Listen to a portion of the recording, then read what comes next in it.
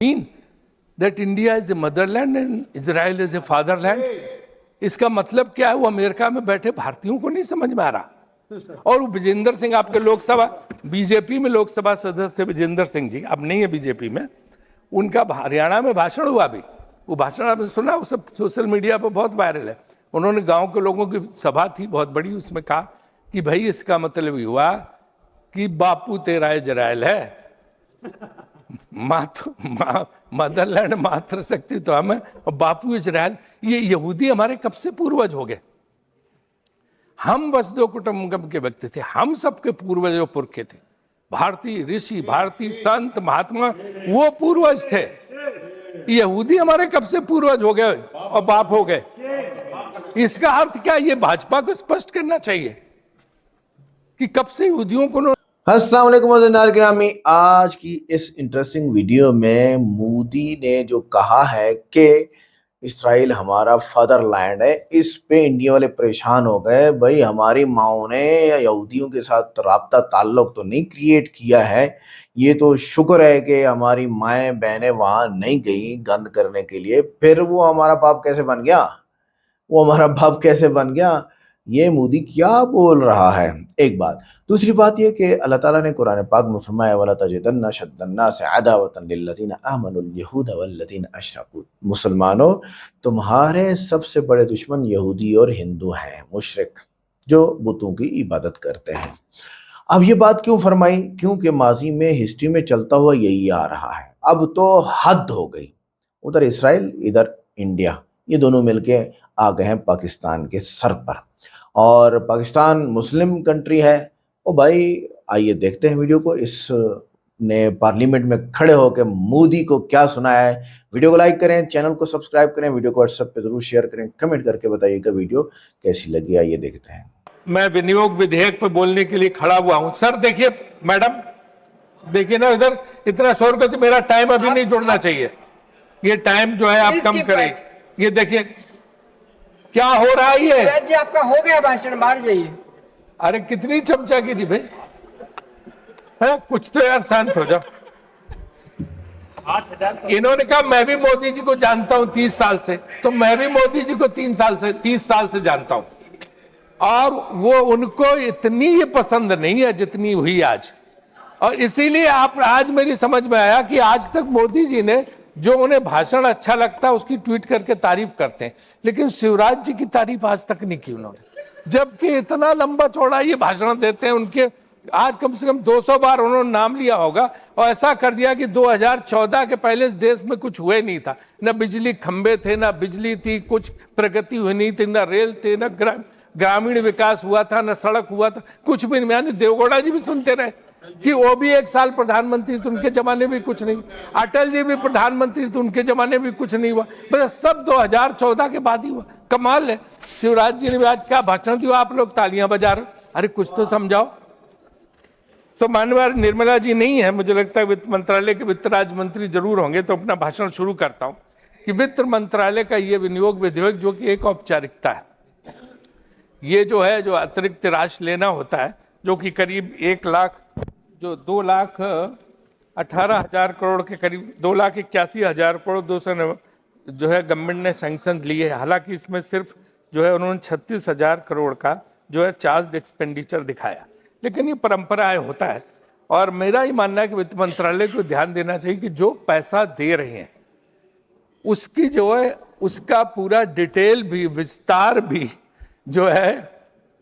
जो है उस मंत्रालय से जरूर लेना चाहिए। वो कुबेर की तरह होता है वित्त मंत्री, और कुबेर का काम सिर्फ पैसा देना नहीं है, ये भी पता लगाना है कि वो कैसे खर्च होता था।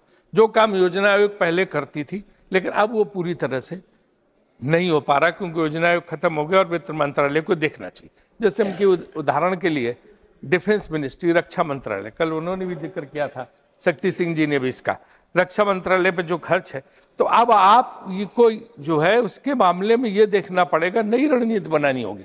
हमारा मेजर एक्सपेंडिचर आर्मी पे है, लेकिन पिछले युद्ध में आपने देखा कि 1 इंच भी मूवमेंट जो है आर्मी का नहीं हुआ। सारा युद्ध आसमान में लड़ाई का, सारा युद्ध जो है आज जो चाहे ऑपरेशन सिंदूर हो, सिर्फ आसमान का युद्ध था, मिसाइल्स का युद्ध था, ड्रोन का युद्ध था। और इसी तरह जो है आज इजराइल और अमेरिका का जो ईरान में चल रहा, वो भी मिसाइल्स का युद्ध है, ड्रोन का युद्ध है। तो स्ट्रेटजी बदलनी पड़ेगी, हमें अब फोकस वहां करना पड़ेगा, मिसाइल डेवलपमेंट प्रोग्राम बनाना पड़ेगा।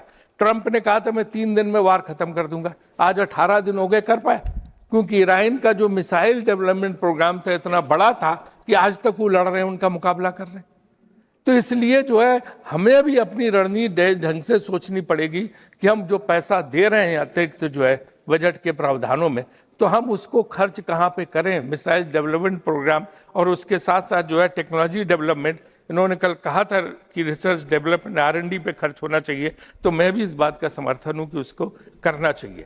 दूसरी ये है कि जैसे चीन ने PL-15 और PL-18 अब डेवलप किए उनकी मिसाइल। अगर PL-18 मिसाइल तो इतनी खतरनाक है कि उसके बाद छोड़ने के बाद मैनुअल कंट्रोल ही नहीं उस पर रहता, कहाँ चली जाए। तो आपको इस मुकाबले के लिए तैयार रहने के लिए क्या स्ट्रेटजी है, कैसे डिफेंस मंत्रालय, रक्षा मंत्रालय उस पर कर रहा है, ये बहुत जरूरी है कि वित्त मंत्री जी उसको इंश्योर करें। दूसरा, ये ड्रोन की बहुत बड़ी समस्या हो रही, एंटी ड्रोन टेक्नोलॉजी पे क्या काम हो रहा है, ये भी रक्षा मंत्रालय को देखना पड़ेगा। ड्रोन एक इतनी बड़ी समस्या है कि ये 50 किलो तक एक्सप्लोसिव लेके जा सकता है और कहीं भी गिरा देता। कल वो बता रहे थे पंजाब के एक सांसद की, वो ड्रोन के जरिए जो है भारत के अंदर पंजाब में जो AK-47 तक गिरा देते हैं, जिसका फायदा आतंकवादी ले सकते हैं। तो आपकी ड्रोन टेक्नोलॉजी के लिए आप क्या क्या कर रहे हैं, ये भी बहुत देखना जरूरी है। और आपको पता है जब पिछली बार ऑपरेशन सिंदूर चल रहा था तो उसके पास पठानकोट तक उनके ड्रोन आ गए थे, हमें IPL का मैच स्थगित करना पड़ा था, खत्म करना पड़ा था, क्योंकि वहां से 50 किलोमीटर की दूरी पर सिर्फ धर्मशाला स्टेडियम था। तो ड्रोन की समस्या के लिए भी क्या क्या आप कर रहे हैं, ये आपको ध्यान देना होगा, जो बजट में प्रावधान है उसके लिए। एक चीज ऐसी है जिसके लिए मैं निर्मला जी को नहीं जिम्मेदार मानता हूं, उसके लिए विदेश मंत्रालय जिम्मेदार है, लेकिन उनको पैसा देना पड़ता है उसके लिए भी। बीजेपी, और मुझे लगता है कभी कभी बीजेपी वाले भी अच्छी बात कर लेते, अपने भाषणों में कहते थे। पहले काफी दिनों तक वो बोलते रहे कि कुछ है ही नहीं, कुछ संकट है ही नहीं, विपक्ष बेवजह तमाशा खड़ा कर रहा, किसी किस्म का संकट नहीं। कल और परसों के जो हमने भाषण सुने, अरुण सिंह जी का भाषण और कुछ लोगों के भाषण, नड्डा जी का भी, जिन्होंने माना कि संकट है, अब उन्होंने उसकी जो है नैरेटिव बदल दिया। अब वो कहते हैं संकट है, लेकिन विपक्ष आपदा में भी अवसर ढूंढ रहा है। विपक्ष जो है संकट में साथ नहीं दे रहा है। अभी गैस वगैरह का संकट है, गैस LPG का संकट है, उसमें विपक्ष अवसर देख रहा। अरे मुझे तो याद है कि 10 रुपए भी बढ़ते थे तो अब मंत्री जो बाद में हमारी बहन जी हैं, आपको याद होगा स्मृति ईरानी जी, बहुत लोग सड़क पर सिलेंडर लेके बैठ जाते थे, क्या क्या तमाशा नहीं करते थे। वो आपदा में अवसर नहीं था, वो तो सिर्फ दाम बढ़ते थे। आज तो संकट है और ये संकट जो है लगातार जो है बढ़ता चला जा रहा है। उन्होंने कहा झंडा लहराते हुए एक फोन पे जो है जहाज निकल गया, तो 2 ही शिप निकले हैं, 22 शिप अभी अटके हुए हैं। लेकिन ये सोचना पड़ेगा कि ये शिप अटके क्यों, सही है, क्यों ही अटके, अभी तो देखना पड़ेगा। 80 साल बाद अचानक की नौबत कैसे आई। इतने इस देश में प्रधानमंत्री हुए, किसी के जमाने में नहीं अटके, चाहे नेहरू जी हो, चाहे उसके बाद लाल बहादुर शास्त्री हो, चाहे इंदिरा जी हो, और चाहे जो है आपके देवगौड़ा जी जा रहे हैं, इनके जमाने में चंद्रशेखर जी, नीरज यहाँ बैठे हैं, इनके पिता बेस्ट रिलेशन ईरान से थे, सबसे हमारे अच्छे थे, इजराइल से भी अच्छे थे, ईरान से भी अच्छे थे, अमेरिका से भी अच्छे थे, रूस से भी अच्छे थे। कोई ऐसी बात ही नहीं थी कि किसी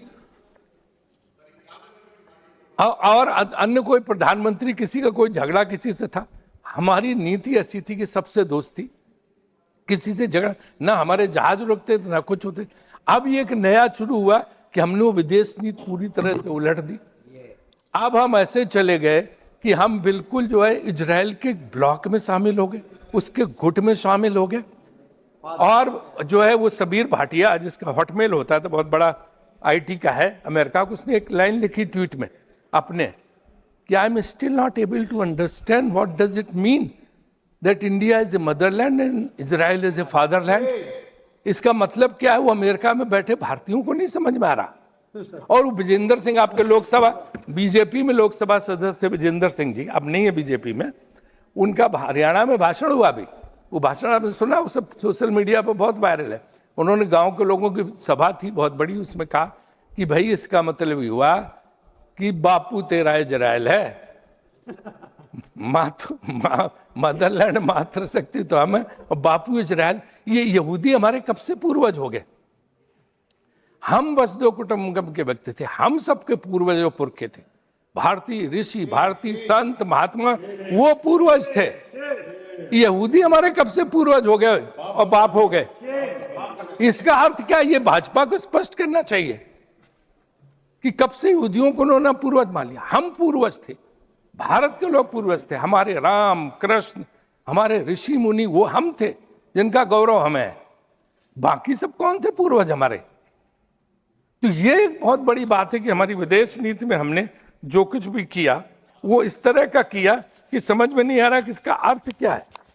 और यहां पे आपने देखा होगा कि क्या कि हम दुश्मनी कभी किसी से लेते नहीं थे, हम दूसरों की लड़ाई में अपना सर क्यों डाल रहे हैं? हम तो उसी नीति पे रहे, नॉन अलाइंड नीति, निर्गुण नीति। ये क्या जरूरत पड़ गई कि हमें जाके अपने आप को समर्पित करना पड़ा? हम उस ब्लॉक में शामिल हो रहे हैं और एक एक जहाज को निकलवाने के लिए फोन करना पड़ रहा। ऐसी स्थिति तो भारत सरकार की कभी नहीं हुई थी। तो क्यों ये कर रहे हैं? ये हमारा आपसे अनुरोध है कि इसको जो है हम जो इस चीज पे जो है गवर्नमेंट को अपनी बदलना चाहिए।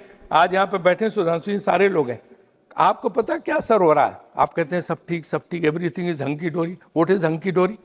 बनारस काशी विश्वनाथ का मंदिर, और वहां सबसे बड़ी महत्ता बाबा विश्वनाथ के बाद है मां अन्नपूर्णा देवी की, क्योंकि अन्नपूर्णा देवी का जो पूजन होता है कि उनका भंडार कभी खाली नहीं होता, उनका भोजन का भंडार कभी अन्नपूर्णा देवी खाली नहीं होता काशी में। अन्नपूर्णा देवी की रसोई पे कल ताला लगाना पड़ा क्योंकि गैस ही नहीं बची है। जिस पार्टी ने अन्नपूर्णा देवी, जिस सरकार ने मां अन्नपूर्णा की रसोई पर ताला लगवा दिया, वो कैसे बात करता है कि सब कुछ सही है? और इसके पहले सीता रसोई अयोध्या में पहले बंद हो चुकी है। डीएम से तो आप स्टेटमेंट दिलाते, अब मेरा टाइम मत लीजिए। डीएम का स्टेटमेंट तो डीएम तो वही कहेगा जो सरकार कहेगी, लेकिन इसके जो है मां अन्नपूर्णा को इसमें जो मुख्य पुजारी उनका बयान आया, मैं आपको वीडियो यहां सबमिट कर दूंगा कि कैसे वहां पे वो बंद हो गया। तो ये देखना चाहिए। नड्डा जी अभी यहाँ पे नहीं है। तीसरा जो पैसा है वो रिलीज किया गया 10,000 करोड़ के करीब स्वास्थ्य मंत्रालय। 10,000 करोड़ में स्वास्थ्य मंत्रालय क्या करेगा? जो 4% से भी नीचे है इस देश में जो लोगों की स्थिति है। इतना लंबा चौड़ा भाषण शिवराज जी ने अटल बिहारी वाजपेयी स्टाइल में दिया, हाथ हिला के, नृत्य करके, घूम घूम के सब तरफ, लेकिन क्या जो है आप उसका हल निकाल पा रहे हैं? आयुष्मान भारत के बारे में बोल रहे थे, आयुष्मान भारत का क्या हाल है? पहले दिन ही गरीब से पूछते हैं आयुष्मान भारत कार्ड है? प्राइवेट हॉस्पिटल में जैसे ही जाता है वो कहता कि जैसे उनको पता चला है बस 2 दिन में 5 लाख का बिल उसी से निकाल के काट दिया। जबरन ऑपरेशन, कुछ इतना परेशान है। और बाकी फर्जी कार्ड जो है ले के नाम चढ़ा के आयुष्मान भारत के नाम पे इतनी बड़ी चोरी डकैती स्कैंडल हो रहा जो हमारे भाजपा के सांसद भी जानते। क्योंकि नीचे जो है देखो, वो तो मैं मानती हूँ आपको कि अभी शिवराज जी ने बोले कि 2014 को पहले तो कोई था ही नहीं, ना अस्पताल थे, न बिजली थी, न कुछ था। उनका 14 के बाद बिजली आई। माननीय मोदी जी ने, उसके पहले तो कुछ था ही नहीं देश में। देखो सिर्फ सड़क, जंगल, नदियां थी। फिर जब 14 में मोदी जी आए तब आपका घर बना होगा, आपके लोगों के बच्चों को नौकरियां मिली होंगी। इसके पहले तो कुछ था ही नहीं। तो इसलिए उस पर मत जाओ कि पहले क्या होता था। सब प्रधानमंत्रियों ने काम किया, ऐसी भावना रखो। और मोदी जी ने स्वयं अपने भाषण में कहा था कि मैं हर प्रधानमंत्री के योगदान की सराहना करता हूं। तो इसलिए उसी पर कायम रहो। ये ज्यादा जो है इस चक्कर में, खुश करने के चक्कर में वो खुश नहीं होते हैं, मैं भी उनको जानता हूं। तो इसलिए जो है आप लोग उसमें बीच में टोका टाकी मत करें। हाँ, तो आयुष्मान भारत का इनको देखना पड़ेगा। हम मानते हैं कि योजना अच्छी है, सब जगह पैसा जाना चाहिए, लेकिन उसका भयानक दुरुपयोग हो रहा, वो एक स्कैंडल में तब्दील हो चुका है। और लोग पूछते रहे, और ये जितने प्राइवेट हॉस्पिटल्स हैं उनका जबरदस्त जो है शोषण कर रहे हैं लोगों का। तीसरी, पब्लिक हेल्थ पे क्या खर्च है? आप देखिए, पोल्यूशन रिलेटेड बीमारियां, आज प्रदूषण का इतना बड़ा संकट है, दिल्ली को छोड़ दिए हर जगह है, और उसके नाम पे कुछ भी नहीं है। जो इन्होंने सैंक्शन किया था पैसा, मैं बताता हूँ, इसमें दिया 1300 करोड़, उसको घटा के उन्होंने 858 करोड़ कर दिया। और सिर्फ जो है 6 करोड़ 20 लाख 16 करोड़ 20 लाख जब यूटिलाइजेशन की बात आई तो सिर्फ 14% जो है यूटिलाइज हुआ है। और राजधानी दिल्ली में जो उन्होंने एनसीएपी का फंड दिया था उसका भी बहुत कम जो है खर्च हुआ, जहां सबसे बड़ा संकट है। तो आप ना प्रदूषण रिलेटेड बीमारियों पे कोई खर्च कर रहे, ना आयुष्मान भारत स्कीम सही चल रही है, उसमें धांधली घोटाले और माफियागिरी चल रही है। और इसके बावजूद दूसरी तरफ जो नए आंकड़े, कारपोरेट का प्रॉफिट 22.3% बढ़ गया है, 22.3% हो गया है, लेकिन रोजगार सिर्फ 1.5% बढ़े। ये भी बड़ी चिंता की बात। कारपोरेट का प्रॉफिट बढ़े, बड़ी बड़ी कंपनियों का, हम खुश हैं, हमें कोई ये नहीं है, जितना विकसित हो अच्छा हो, लेकिन नौकरियां भी तो उसी अनुपात में मिले। नौकरियां मिल नहीं रही, क्योंकि ये सिर्फ जो है सीमित हो गया है 10% लोगों पे। 10% कारपोरेट हाउस, बड़े जो घराने हैं, धनी लोग हैं, 58% नेशनल इनकम उनके पास है, सिर्फ 10 जो है बड़े घरबाने बड़ी कंपनियों के पास। और यहाँ नरेंद्र मोदी जी बैठे हैं, वो तो जानते हैं, गुजरात के ही हैं, उनसे ज़्यादा हम क्या बताएं, उनको सारी चीज़ पता है। और जहाँ तक वेल्थ की बात है, तो 10% के पास 65% जो है संपत्ति है, बाकी में पूरे 6.4% में बाकी व्यापारी और उद्योगपति है। ये भी बहुत चिंताजनक आंकड़ा है, जिस पर वित्त मंत्री जी को अपना ध्यान आकृष्ट करना होगा। इसके बाद एक चीज मैंने उस दिन भी उठाई 0R में, आज भी मैं उसको कहना चाहता हूँ कि फसल बीमा योजना ये किसानों के लिए, ये भी एक बहुत बड़ा स्कैंडल बन गया। आप अच्छी नीयत से आपसे पैसा देते हैं, सरकार उसमें योगदान देती है, यहाँ से पैसा दिया 2% 3% के करीब किसान को देना पड़ता, जो उसके खाते से भी लोग काट लेते हैं, जो प्राइवेट इंश्योरेंस कंपनी वाले, लेकिन उसको पैसा नहीं मिलता। कहीं किसानों को इसमें फसल बीमा के मुआवजे के रूप में 10 रुपए, एक में 1 रुपए, एक में 30 रुपए, एक में 100 रुपए आए, और जबकि उससे योगदान ले लिया और सरकार से भी योगदान ले लिया। ये मैं कोई सरकार की आलोचना नहीं कर रहा हूं, सिर्फ मार्केटिंग, सिर्फ जो है मॉनिटरिंग की जरूरत है कि जो प्राइवेट कंपनियां, किसान कितना भी कहता रहे, उनके ऊपर जो है इसका फर्क नहीं पड़ता। 4 लाख हेक्टेयर 9.47 मिलियन हेक्टेयर खेती में फसल का नुकसान हुआ है, और पीएम किसान योजना भी 63,000 करोड़ पे अटकी है, और किसान को वही 6,000 रुपए मिल पा रहे हैं जो किसान योजना के तहत मिलता है। लेकिन जो फसल बीमा योजना में, उसमें जो है ये देखना पड़ेगा कि जो ये कंपनी है, बीमा कंपनियां, वो कितना जो है उनको किसानों को दे रही हैं। उनकी किस्त तो ले लेती हैं, सरकार से भी पैसा ले लेती, लेकिन किसानों को नहीं मिलता। तो इसलिए इस तरफ भी हमें ध्यान देना होगा कि कैसे हम जो है किसानों को फसल बीमा योजना को सुधार को उस पर करें। तीसरा है कि रुपया बहुत गिर रहा।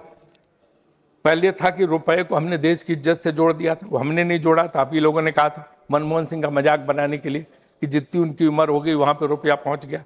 जब 40 रुपए का $1 था तब भी उनका मजाक बनाया गया कि देश का अपमान हो रहा। आज तो 93 रुपए पर पहुंच गया। तो किसकी उम्र से हम जोड़ें इसको, और किस देश की इज्जत से जोड़ें इसको कि 93 रुपए पर पहुंच गया। तो ये जो है हमेशा आलोचना करने के पहले सोचना चाहिए कि हम भी इसको कभी जो है देख सकते, कभी हमारे ऊपर भी आफत आ सकती है। अभी शिवराज जी कह रहे थे कि आपने मनरेगा पे इतना खर्च किया, हम इतना खर्च कर रहे हैं। वो नहीं देखते कि तब मनरेगा 6 साल के लिए मान लो उसमें उतना पैसा, और दूसरे क्या होगा भविष्य में अगली सरकार इससे ज्यादा करेगी। ये तो नियम है, नेहरू जी के जमाने में इतना पैसा था, इतना खर्च हुआ। इसका जितने प्रधानमंत्री धीरे धीरे बढ़ता गया। अटल जी के 6 साल को कंपेयर करोगे खर्च करने में ग्रामीण विकास पे तो बहुत कम आएगा। तो इसका मतलब थोड़ा अटल जी ने कोई गलत काम किया। ये विभागीय जो है सबसे बड़ा किया था नरसिम्हा राव जी ने, 5 सेक्रेटरी होते थे इस विभाग में। बस खत्म कर रहा हूँ मैडम। तो इसलिए इस बात पे हमें देखना पड़ेगा कि कैसे हो। एक अच्छा सुझाव उसमें है कि पोस्ट ऑफिस के लिए भी पैसा उन्होंने स्वीकृत किया है। पोस्ट ऑफिस, डाकखाने हमारी पुरानी धरोहर और संपत्ति होते थे, उनका कोई इस्तेमाल नहीं हो रहा। इसलिए मैं सरकार से निवेदन, कोई योजना निकालें जिससे डाकखाने जो खड़े हैं व्हाइट एलिफेंट, इनमें कुछ और किसी काम पे इनको लगाएं ताकि लोगों का फायदा हो सके। बहुत बहुत धन्यवाद, बहुत बहुत आभारी।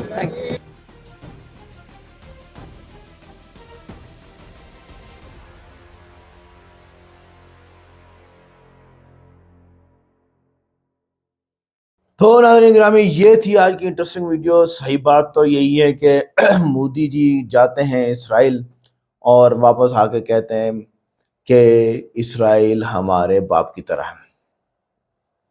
कुरान पाक में एक आयत है, वला तजिदन्ना अशद्दन्नास अदावतन लिल्लज़ीना आमनुल यहूदा वल्लज़ीना अशरकू, कि तुम्हारे सब मुसलमानों को मुखातब होकर तुम्हारे सबसे बड़े दुश्मन यहूदी हैं और मुशरिक यानी हिंदू हैं। अब ये दोनों इकट्ठे मिलने जा रहे हैं पाकिस्तान के खिलाफ। अभी कहने का मकसद ये है कि मोदी तो गजा के 60,000 लोग भूल गया, 60,000 बिल्डिंग्स तबाह हुई भूल गया। कल को बारी तुम्हारी है, सर मसला ये है, कल बारी तुम्हारी आ रही है। मसला ये है क्यों कि इसराइल अमेरिका चाहते हैं कि चाइना के खिलाफ हमें ठिकाना चाहिए और तुम इंडिया ही हो, तुम ही बनोगे। और तुमने जब अड्डे दे दिए चाइना के खिलाफ, फिर तुम्हारी चाइना का चुमर निकालेगा, फिर देखना। तो कहने का मकसद ये है, तो ये यहूदी कर यही रहे हैं। अब पाकिस्तान के पास एटम बम में, ओए अल्लाह के बंदो, तुम्हें मोदी को साथ करने की जरूरत नहीं है। इसराइल तुम थोड़ी सी आंख दिखो, वो एटम बम उठा के दे देंगे, बल्कि दे दिया होगा। उसके अलावा मोदी जी, आपको पाकिस्तान को ठुकाई करने की जरूरत नहीं है। इसराइल को बोलो वो तुम्हारा अब्बा जी, ये छोटे भाई को जरा समझा दो कि पाकिस्तान हमें वापस कर दे, खत्म बात, कर देगा वो आराम से। अभी इस वक्त पाकिस्तान की हुकूमत, सियासी कुव्वत इसी तरह हुई पड़ी है।